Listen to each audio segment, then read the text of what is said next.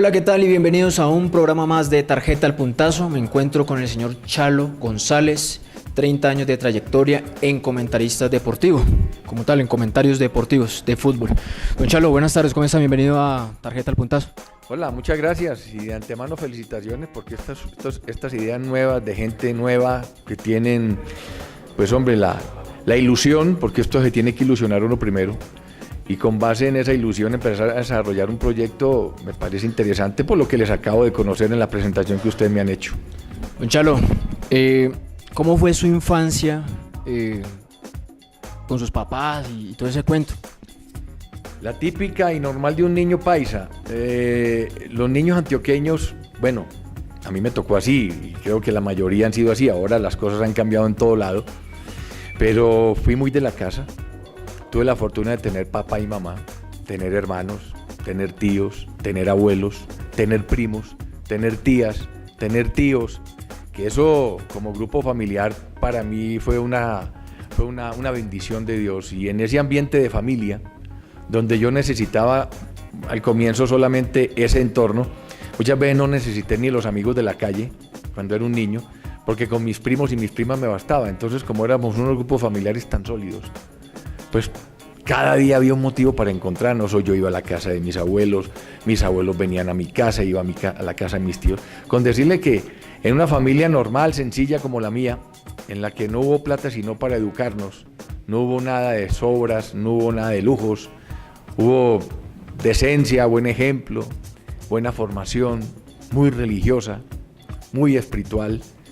Pues hombre, nosotros no necesitábamos a veces ir a pasear a una finca, aunque tuve la fortuna de vivir en épocas de niño en 2 fincas en el oriente antioqueño. Pero para mí las vacaciones eran suficientes que me mandaran donde una tía a pasear. Don Chalo, ¿usted cómo empezó en la radio? ¿O quién le dijo a usted va a ser comentarista deportivo? ¿Usted cómo se inició en este campo? ¿Quién me dijo? Nadie, yo. Es decir, cuando uno empieza a ver puntos de referencia, cuando uno empieza como a soñar, pues uno empieza a definir también aquella famosa pregunta que a uno de niño le hacían: ¿usted qué quiere hacer cuando sea grande? Pues los niños en otra época casi todos decían: yo quiero ser bombero, quiero ser policía, otros quiero ser cura, otros decían quiero ser doctor, en fin. A mí cuando me preguntaron, me hacían esa pregunta y yo: ¿usted qué quiere ser? Yo quiero ser futbolista. Yo siempre soñé ser futbolista, siempre quise jugar al fútbol.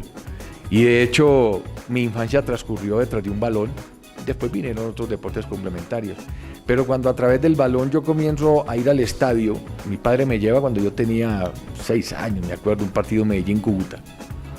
Pues primero me hace hincha el Medellín mi papá, por eso me llevó a ver al Medellín. Yo empiezo a mirar las cabinas de transmisión y empiezo a sentir una inquietud por saber qué era lo que pasaba ahí.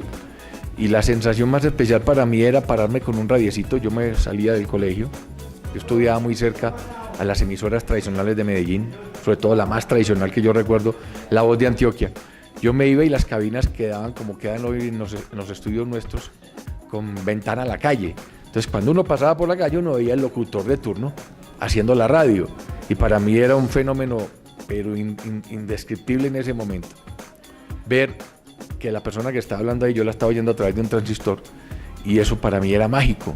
Y entonces a partir de allí comienza la inclinación mía de: a mí me gustaría hacer esto. Si yo no estoy en la cancha, yo quisiera estar aquí. Chalo, si no hubiera sido comentarista deportivo, ¿usted hubiera sido panadero, bombero o qué hubiera sido usted?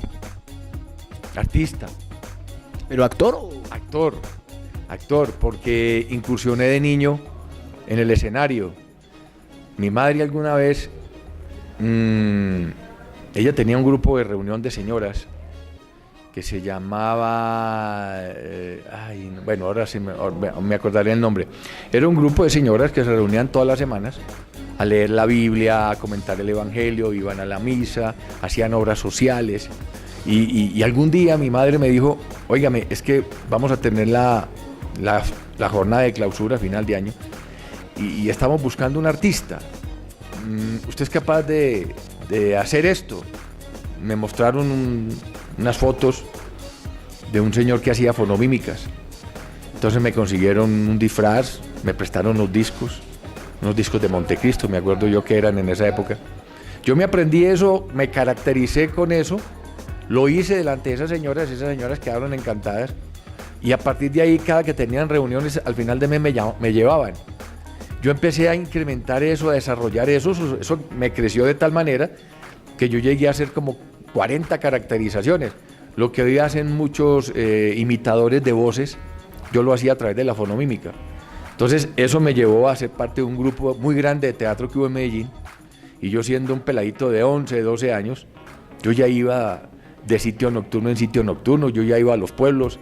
Yo me presentaba y me ganaba mi primera plata, me la gané ahí. Otras veces no me pagaban en los pueblos, me pagaban con especie, plátano, naranja, yuca, carne, un carriel, muchas cosas me regalaron. Entonces, a raíz de eso, descubrí que tenía una vena artística.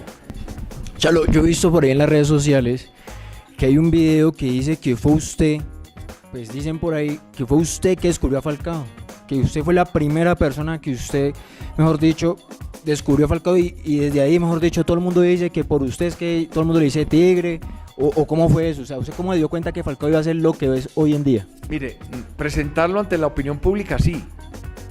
Yo sé que después de yo haber presentado este testimonio, salió mucha gente que dijo, es que yo también le había hecho una entrevista, y otro colega dijo, yo también. Y yo, pero bueno, el que primero la puso en pantalla, el que primero lo dio a conocer, y él lo sabe, y él lo ha dicho las veces que le han tocado el tema, pues afortunadamente fui yo. Y yo lo hago por un seguimiento que le hice a un programa que yo me inventé en el año 97, 96, 97, que era el Torneo del Gran Ascenso. Sí. El Torneo del Gran Ascenso era tratar de visualizar el torneo de la B, que hoy es tan exitoso, que yo entendía que a la B no le daba difusión nadie. Entonces, como yo en esa época era el jefe de prensa de la Copa Concasa, pues propuse crear un espacio para poder difundir, porque realmente sí, la prensa poco interés le mostraba el torneo de la B, los estadios estaban vacíos, los periódicos no decían nada, la radio no decía nada, la televisión no mostraba nada, y yo comencé a hacer crecer eso, y a lo largo de 2 años creció muchísimo, tanto que cuando se cierra Concasa, la última oficina que apagó la luz fue la de la la de asistente de presidencia, la doctora Elvira, y mi oficina de prensa. Quedábamos en el piso 15, allí en la séptima con 72. Y fueron las últimas 2 oficinas que se apagaron por el reconocimiento que la Federación Nacional de Cafeteros le hizo al trabajo que yo hacía en esa oficina de prensa de mantener vigente y de demostrarle a la gente cuánto significaba el fútbol y cuántas cuentas de ahorro se abrieron en todas las ciudades por donde se jugaba la B. Entonces, haciendo ese programa, como en enero no había competencia, yo hice una sesión que se llamaba Los Semilleros del Fútbol.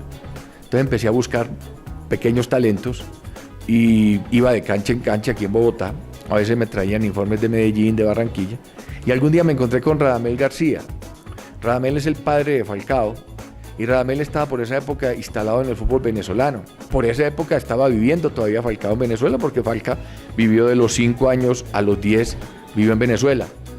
Yo me lo encuentro en Bogotá en un almacén, en una fábrica de implementos deportivos. Él me dijo, me gustaría que conocieras a mi hijo, ¿cuándo lo vas a conocer? Yo le digo, me estaba haciendo un programa que justamente se llama Semilleros del Fútbol. Me dijo, hermano, anda a mirarlo. Yo voy a verlo, lo veo en un partido del Tutti Frutti. De inmediato a mí me enloquece ese peladito. Y yo comienzo a hacerle un seguimiento y le monté un programa especial. Duró 27 minutos el programa especial, que hoy por hoy todavía no ha sido posible que Inravisión me lo devuelva.